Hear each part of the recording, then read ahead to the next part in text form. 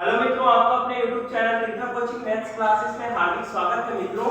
तो चलिए आज हम कक्षा 10वीं का अध्याय 8 बैंकिंग एवं कराधान में उदाहरण नंबर 3 जो कि पुस्तक में है, इसे हम आपको बहुत ही सिंपल तरीके से बताएंगे। तो अगर आप नए हो तो चैनल को सब्सक्राइब करना, अपने मित्रों को शेयर जरूर करना और लाइक के बटन को जरूर प्रेस करना। तो चलिए स्टार्ट करते हैं। हमारे पास प्रश्न है, निखिल ग्रामीण बैंक में एक वर्ष 6 माह के लिए 10,000 रुपए सावधि जमा खाते में जमा करता है। यदि ब्याज की दर 8% प्रति वर्ष है तथा उसका संयोजन अर्धवार्षिक हो तो निखिल के सावधि जमा खाते में जमा राशि का परिपक्वता मूल्य ज्ञात कीजिए। ठीक है मित्रों, ये हमारा प्रश्न है। तो यहाँ पर हम सिंपली से हल करेंगे और हल करने के बाद लिखेंगे यहाँ पर दिया गया है। ठीक है मित्रों, तो दिया गया है यहाँ पर लिखेंगे। सबसे पहले हम लिखेंगे मूलधन लिख देंगे। ठीक है, तो समझ में आता है उसको धीरे से मैं आपको एकदम डिटेल समझाऊंगा आराम से, कोई जल्दबाजी नहीं है, आपको समझ में आ जाएगा, बस जुड़े रहिएगा।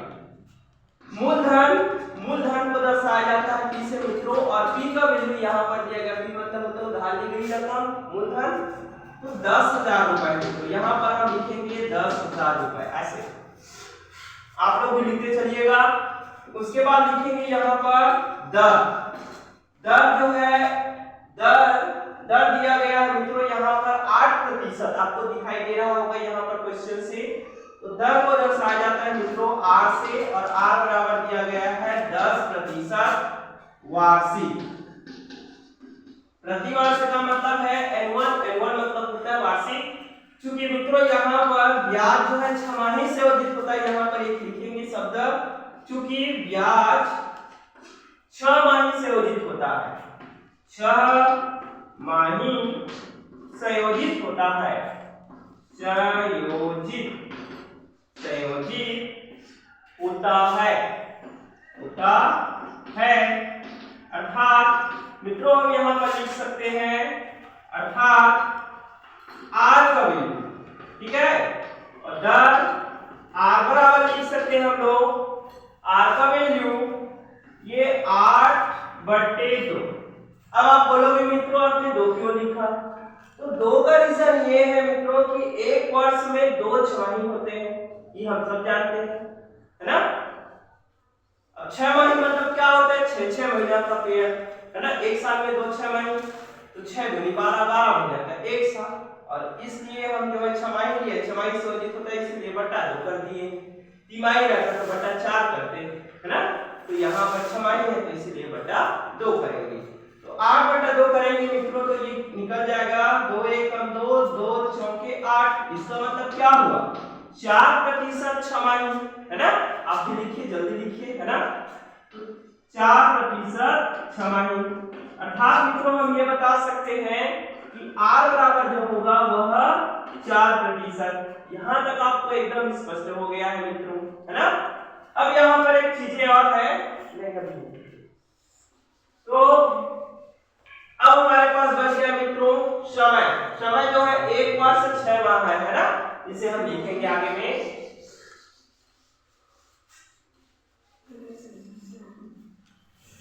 ये मित्रों आप यहां तक जल्दी लिखिए, समझिए। तथा करके लिखेंगे यहाँ पर तथा समय मतलब होता है टाइम, और टाइम को हम यहाँ पर एन से डिनोट कर देंगे, प्रेजेंट कर देंगे, रिप्रेजेंट कर देंगे। समय में तो यहाँ पर 1 वर्ष और 6 माह और 6 माह, ठीक है। अर्थात अगर हम निकालें, अर्थात एक बराबर लिख सकते हैं मित्रों, एक साल में 2 छमाही, एक साल में 2 छमाही, 2 छमाही धन ये फिर से 6 माह, ठीक है। 6 माह है मतलब 1 तो 6 माह, सॉरी यहाँ पर छमाही बस लिखूंगा, 1 6 माही, 1 छमाही, है ना। तो 1 छमाही और ये 2 छमाही और 1 छमाही कितना हो जाएगा? 3 छमाही, मतलब 1 का वैल्यू लिख सकते हैं मित्रों 3 छमाही, ठीक है। 3 छमाही। तो मित्रों यहाँ पर अब हम आपको बता चुके हैं कि इस प्रकार से 1 वर्ष 6 माह में 3 छमाही होगी, और चाहो तो हम इसे 8 का वैल्यू हम 3 छमाही भी लिख सकते हैं, लेकिन आपको स्पष्ट है इसलिए इतना बताया हुआ है। ठीक है, अब हम यहाँ पर सावधि जमा खाते के सूत्र से मान रखेंगे मित्रों, सावधि जमा खाता के सूत्र से ऐसे। ठीक है, सावधि जमा खाता के सूत्र से मित्रों अब यहाँ पर हम फार्मूले लगाएंगे। देखिए अभी आप बता दो कि स्क्रीन पर आपको दिखाई नहीं दे पाएगा। देखिए पी का वैल्यू यहाँ पर 10,000 रुपए है, प्रिंसिपल का वैल्यू, उसके बाद दर जो है मित्रों 8% है। अगर हम छमाही से अधिक कर रहे हैं तो ये 4% हो जाएगा, और समय ऑलरेडी हमारे पास जो है 3 छमाही है, अर्थात 1 वर्ष 6 माह। ठीक है, तो इसे क्लियर करें हम। हेलो, क्लियर करें नीचे डेटा।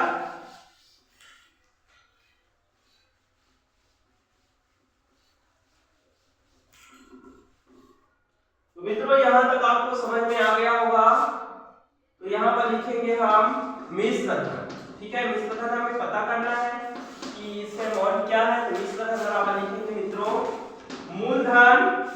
ठीक है, मूलधन और ब्रैकेट में लेंगे 1 प्लस ये दर बटे 100 लेंगे, और इनका घात लगा देंगे मित्रों समय। ठीक है, समय लगाएंगे। तो जैसे ही समय लगाएंगे मित्रों से हम जो फार्मूले के रूप में लिख सकते हैं A = P। P क्यों? क्योंकि ये मूलधन जो रहता है जैसे हम P से दर्शाते हैं, और ये क्यों A मिश्र धन को हमेशा ऐसे दर्शाते हैं। का फुल फॉर्म होता है अमाउंट। अमाउंट मतलब जब आप बैंक में जाते हैं तो देखते रहते हैं, देखे होंगे अमाउंट लिखा रहता है, ये समझो है ना। मूलधन मतलब P, ये 1 का मान लिखिए मित्रों। दर को हम दर्शाते हैं R से, कई जगह छोटा R दिया रहता है, कई जगह बड़ा R, इससे कोई फर्क नहीं पड़ता, आपको R लिखना है। ठीक है, और ये 100 कहां से आया? तो मित्रों ब्याज हमेशा 100 पर लिया जाता है, और समय को हम यहाँ L से दर्शाएं। कई जगह आप T से भी देखे होंगे, हम N लिए हैं तो इसलिए N लिए। ठीक है, अब इसे हम प्लेसिंग करेंगे मित्रों। ठीक है, जैसे ही हम प्लेसिंग करेंगे, प्लेसिंग वैल्यू फार्मूला सूत्र में हम जैसे ही सूत्र में मान रखने पर मित्रों, जैसे ही हम सूत्र में मान रखते हैं हमें जो है अमाउंट ज्ञात करना रहता है, और अमाउंट का वैल्यू यहाँ से दिया गया है मित्रों। अमाउंट जो है नहीं दिया है। ठीक है, यहाँ पर हमें नहीं है, इसी का हमें मान में फाइंड आउट करना है। तो देख सकते हैं P का जो वैल्यू है ना, P का वैल्यू जो है 10,000 था मित्रों, आपको बताया था कुछ देर पहले 10,000 रुपए है ना। अब ये 1 का 1 लिखेंगे मित्रों। ठीक है, ये 1 का 1 लिखेंगे प्लस R का वैल्यू यहाँ पर 4% लिखेंगे। क्यों? क्योंकि 8% में वार्षिक था, और 1 वर्ष में 2 छमाही होते, इसीलिए हमने उसे बटा 2 किया था, तो वहां पर 4% आया था, उसी 4 को हमें यहाँ पर लिखना है। ठीक है, अब ये 100 पर 100 लिखना है 100, और ये समय जो है मित्रों यहाँ पर 1 वर्ष 6 माह था, इसको अगर हमने छमाही में से कन्वर्ट किया था, तो कन्वर्ट जब हमने किया था तो ये 3 छमाही आएगा, क्योंकि 1 साल का 2 छमाही और 6 महीना का 1 छमाही, मतलब 2 और 1 3 छमाही, इसलिए हम यहाँ पर घात 3 कर देंगे। ठीक है, अब A का वैल्यू जब हम निकाल रहे हैं तो मित्रों यहाँ पर हम लिखेंगे 10,000 रुपए, फिर ये 1 प्लस 4/100, और इसके बाद घात 3। अब घात 3 क्यों? देखिए अब इसे अगर हम 2 से घटाएं, ध्यान से देखते रहिएगा, 2 से घटाते हैं तो 2 5 10, 2 से घटाएंगे तो अगर मैं 4 से घटा दूं तो 4 दूनी 8, 4 दूनी 8 और 4 शून्य, देखिए 4 दूनी 8 होता है। 10 में से अगर हमने 8 ले लिया तो हमारे पास 2 बचेंगे, 2 के आगे में 0 है तो 20 हो जाएगा। 4 का पढ़ा ऐसे पढ़ने मित्रों की 20 से ज्यादा ना हो, 4 पंच होता है 20, ये देखिए 4 पंच होता है 20 और 4 एकम 4। ठीक है, पास लिखिएगा यहां तक आप लोग। अब यहां पर आपको समझ में आ गया होगा, क्योंकि 4 दूनी 8, 2 बच गया, 4 पंच 20 और 4 एकम 4 है ना। अब इसी के आगे मित्रों जब हम हल करेंगे देन अमाउंट निकाल रहे हैं, यहां तक आप लोगों ने नोट कर लिया है ना। ठीक है, जैसे ही हम यहाँ तक नोट करेंगे मित्रों, इधर हम क्लियर कर देंगे डेटा को। ठीक है, क्लियर को हम डेटा कर दें।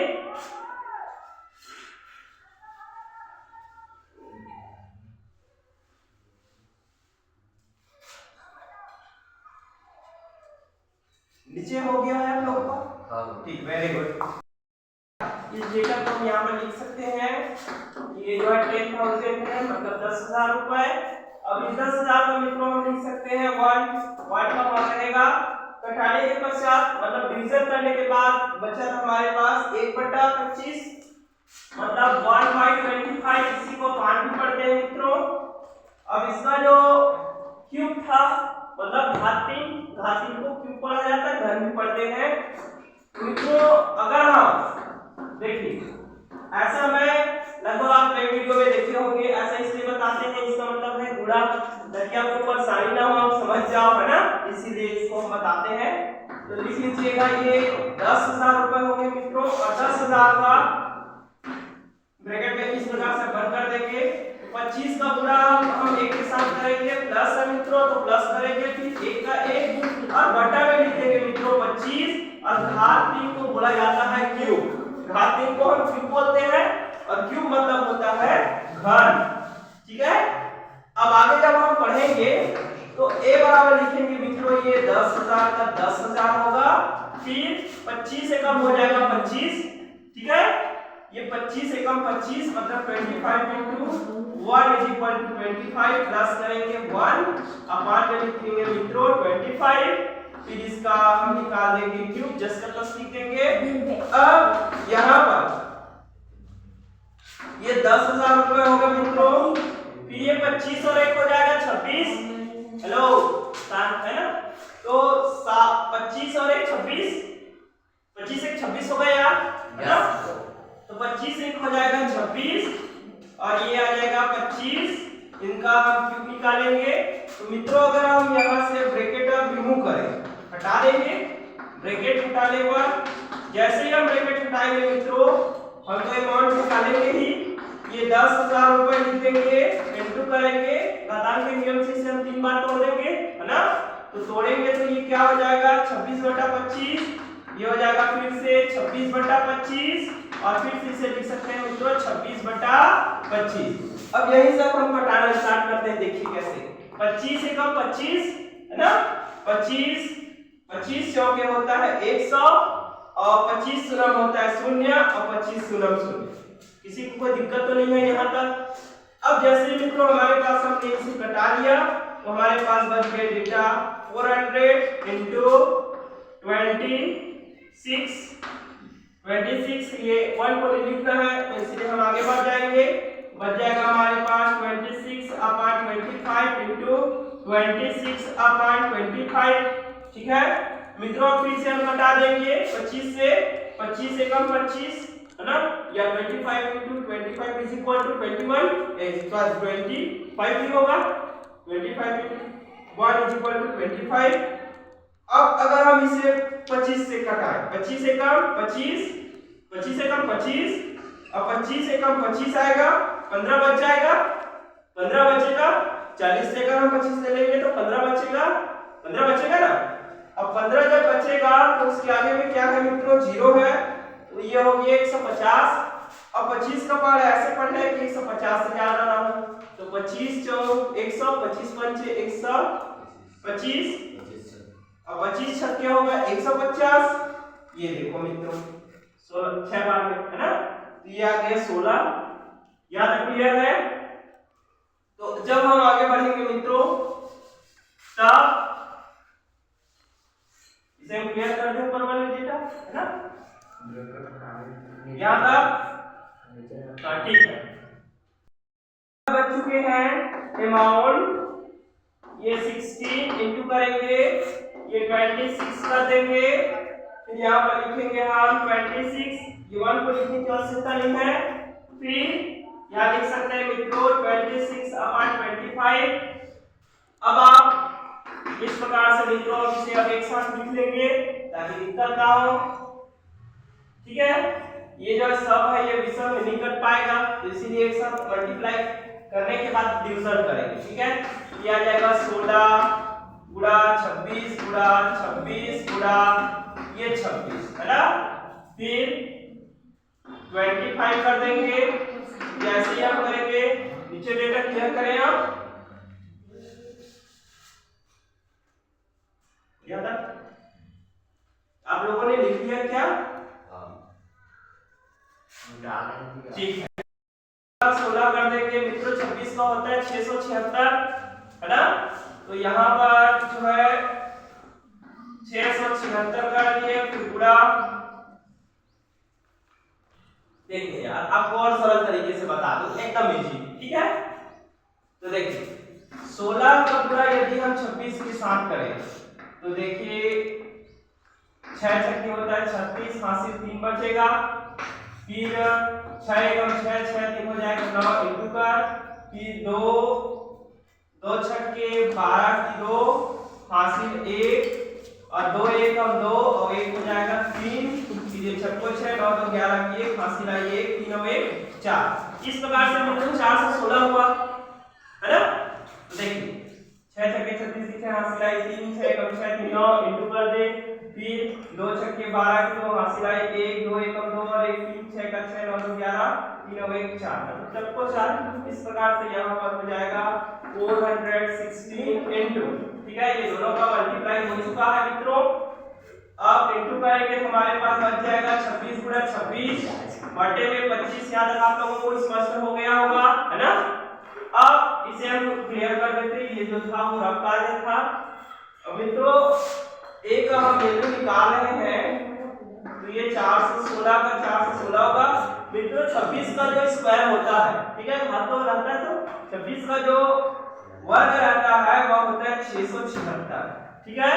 और 676 ये नीचे का 25 का 25। अब मित्रों फिर से अगर हम 4 से 16 का रफ कार्य करें, रफ कार्य यदि हम करते हैं तो ये 4 से 16 ऐसे आप गुणा कर सकते हैं, 4 से 16 गुणा 676, ठीक है। 6 छक्के होता है 36 की 6 हासिल 3 6 एकम 6 6 3 9 6 चौके होता है 24, ठीक है। 6 एकम 6 3 9, ठीक है, 6 चौके 24 6 दूनी 8 आई 24, ठीक है। इंटू करेंगे तो 6 सबसे होता है 42 42 का होता है 2 हासिल 4 6, ठीक है, या 7 छक्के 42 की 2 हासिल आई 4 और 7 एकम 7 7 6 11 की 1 हासिल 1 और 7 चौक 28 और 1 होता है मित्रों 29। डबल क्रॉस कर देंगे है ना। तो 6 ये वाला जो डेटा था ना इसी को यहाँ पर लिख देंगे। तो क्या था इसमें 6 6, उसके बाद है नियम 9, फिर 6 4, फिर ये 2 है ना, सेम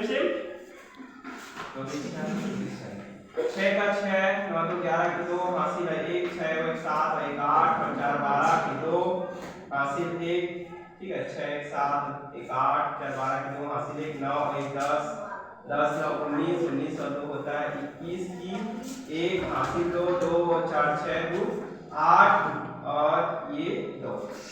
मित्रों इस प्रकार से हमारे पास डेटा आ चुका है। कितना ही आया है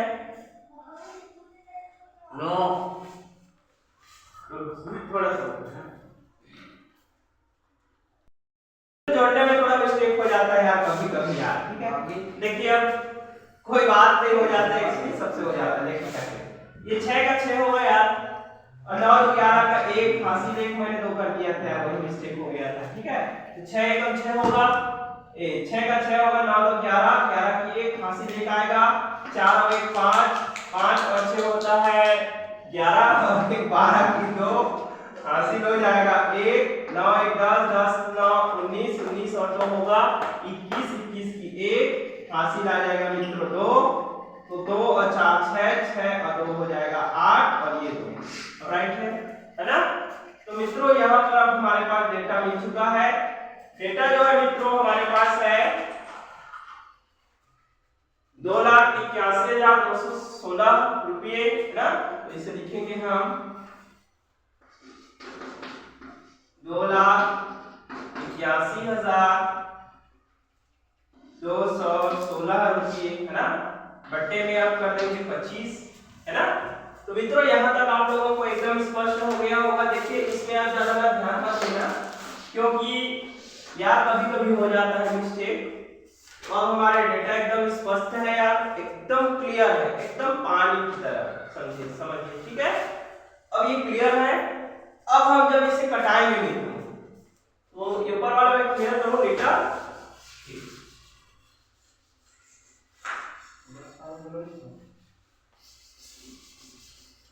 इजी है यार, इसे आप बना सकते हो। तो क्या हो जाएगा, a बराबर ये 28 12 16 अपान 25 कटाएं।